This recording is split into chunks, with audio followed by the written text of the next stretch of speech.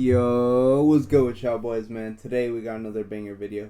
We got what if the moon turned into a black hole. I'm not gonna lie, bro. Black holes are pretty scary, bro. They'll suck shit up, bro. Anything up, bro. But hey, man, let's get straight to the video. This question comes from Matt, who asks, what would happen if the moon were replaced with an equivalently massed black hole? And what would a lunar, or polar, eclipse look like? I won't spoil the answer, but later on we will have to resort to the unit of milladegrees Fahrenheit, if that tells you how little a black hole moon would affect the Earth. A black hole the mass of the moon would have an event horizon about the size of a sand grain. Specifically, according to one of my favorite charts, a black hole moon would be a grain of fine to medium fine sand and could pass through a sieve of size ASTM number 70 or larger. I guess a black hole with the mass of the moon would pass right through any sieve, destroying it in the process, but that's neither here nor there. Literally, once you're inside a black hole, its singularity isn't a point in space at all. For you, it's now a point in time. It's neither here nor there. Since the moon's mass and position wouldn't change, the Earth's motion and tides wouldn't change either. When you're floating outside a spherical mass, its pull on you is the same regardless of whether the mass is concentrated at the center of the sphere or spread out throughout it. If the sun were replaced by a black hole of the same mass, the Earth's orbit wouldn't change, although life on Earth might.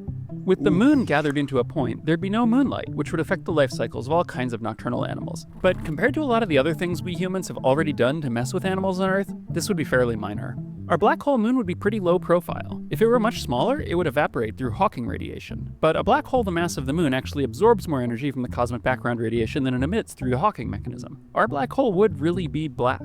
At least if it didn't eat anything. If the black hole devoured any objects, it would let off a tremendous blast of radiation. Black hole accretion disks are one of the most efficient ways to convert mass into energy in the universe. Fortunately, there's not a lot out there for the black hole moon to eat, so it wouldn't glow very brightly for now. It would spend most of its time drastically altering the orbits of nearby dust particles, one sand grain pushing the other sand grains around. But there would be one interesting effect. In addition to getting darker, Earth would get colder because moonlight warms the Earth.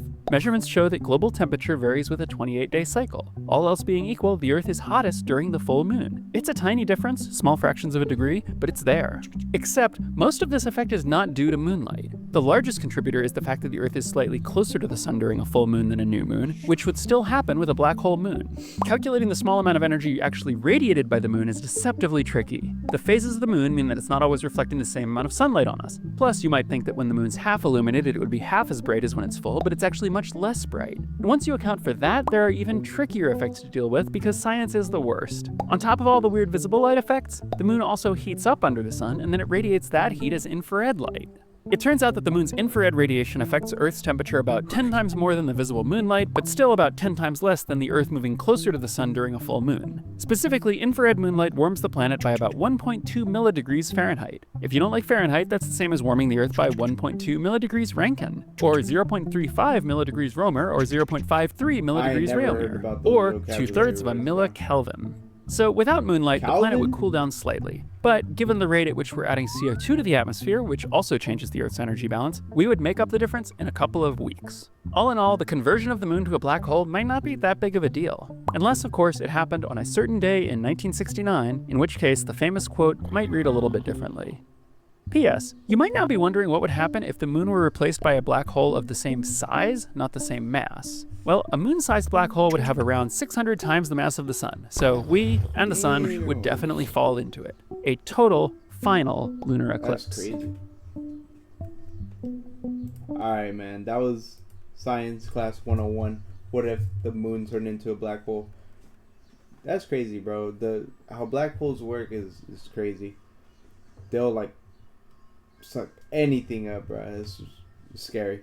But anyways, if you guys are new here, please hit the subscribe button, and if you guys like the video, please hit the like button.